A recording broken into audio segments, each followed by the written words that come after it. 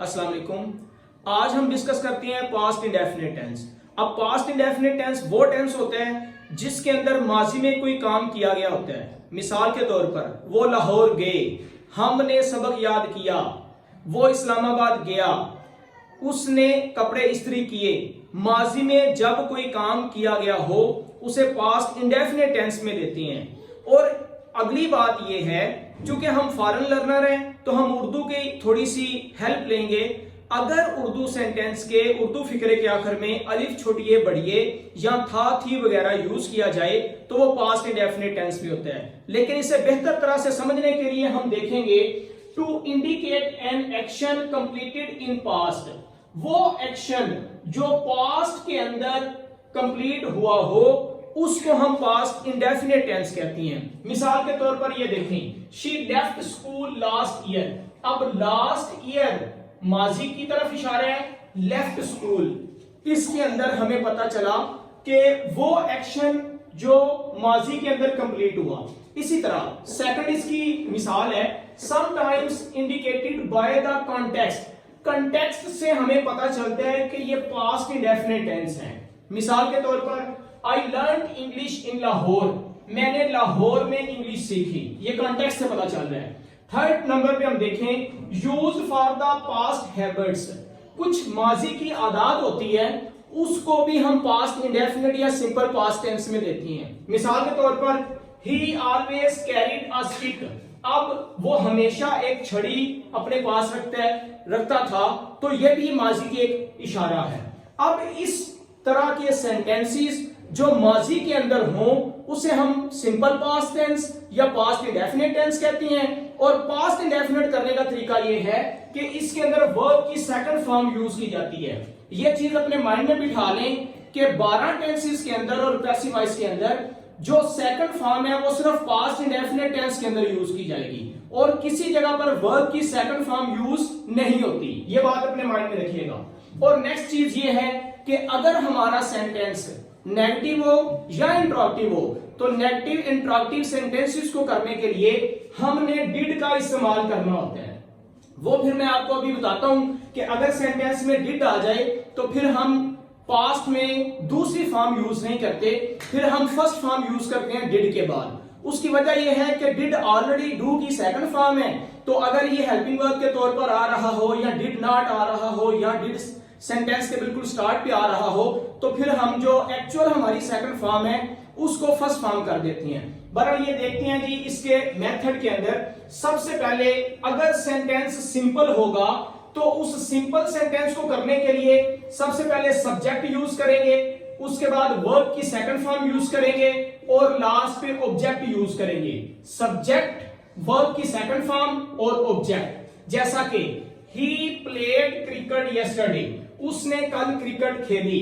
अब सबसे पहले सब्जेक्ट आ गया, फिर वर्ब की सेकंड फॉर्म और एंड पे ऑब्जेक्ट यूज कर दिया। इसी तरह अगर हमारा सेंटेंस नेगेटिव होगा तो सबसे पहले सब्जेक्ट आएगा, उसके बाद डिड नॉट इस्तेमाल करेंगे।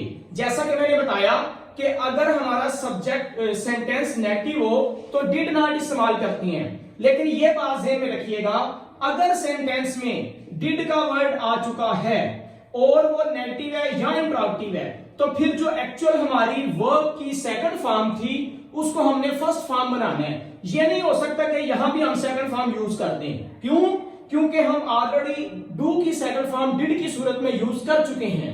तो शी सब्जेक्ट, उसके बाद डिड नॉट, फिर वर्ब की फर्स्ट फॉर्म और ऑब्जेक्ट। जैसा कि she did not tell a lie. अब डिड नॉट आ गया है, उसकी वजह से हमने टेल फर्स्ट फॉर्म यूज की है, सेकंड फॉर्म टोल्ड यूज नहीं की। नेक्स्ट देखते हैं इंट्रोगेटिव सेंटेंसेस। जो सवालिया सेंटेंसेस होंगे वो सबसे पहले डिड आ जाएगा, उसके बाद सब्जेक्ट आ गया, सब्जेक्ट के बाद एज इट इज वर्ब की फर्स्ट फॉर्म आई क्योंकि पीछे डिड यूज हो चुका है और उसके बाद ऑब्जेक्ट। जैसा कि डिड यू टेक अ मील, अब यहां पर डिड लग गया तो इसके बाद सब्जेक्ट आ गया, सब्जेक्ट के बाद वर्ब की फर्स्ट फॉर्म यूज की गई। चूंकि पीछे सेकंड फॉर्म की सूरत में डिड यूज हो चुका है इंट्रोगेटिव बनाने के लिए, तो इस वजह से हमने टेक फर्स्ट फॉर्म ली है।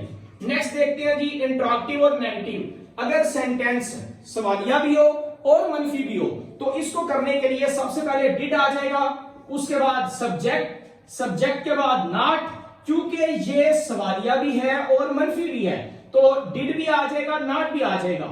डिड सब्जेक्ट नॉट वर्ब की फर्स्ट फॉर्म और ऑब्जेक्ट, जैसा कि did he not learn the lesson. अब डिड भी यूज कर लिया, उसके बाद सब्जेक्ट और उसके बाद नॉट, नॉट के बाद वर्ब की फर्स्ट फॉर्म, चूंकि पीछे डिड यूज हो गया है तो इसलिए फर्स्ट फॉर्म आएगी, एंड पे ऑब्जेक्ट आ गया। इस तरह सेंटेंसेस जो WH फैमिली से बिलोंग करते हैं वो वर्ड्स जो WH फैमिली वाले हैं और वो सेंटेंसेस जो WH फैमिली वाले होंगे उसमें सबसे पहले WH वाला वर्ड आ जाएगा, उसके बाद डिड आ जाएगा, डिड के बाद सब्जेक्ट यूज करेंगे, सब्जेक्ट के बाद वर्ब की फर्स्ट फॉर्म और लास्ट पे ऑब्जेक्ट यूज करेंगे।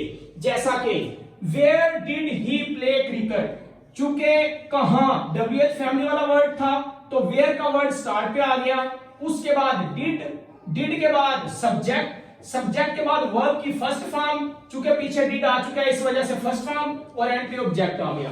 लास्ट हमारा रूल है, मेथड है, कुछ सेंटेंसेस ऐसे होते हैं जो हु के साथ हम डिस्कस करते हैं तो हु वाले सेंटेंसेस में सबसे पहले हु, उसके बाद वर्ब की सेकंड फॉर्म और लास्ट पे ऑब्जेक्ट आएगा।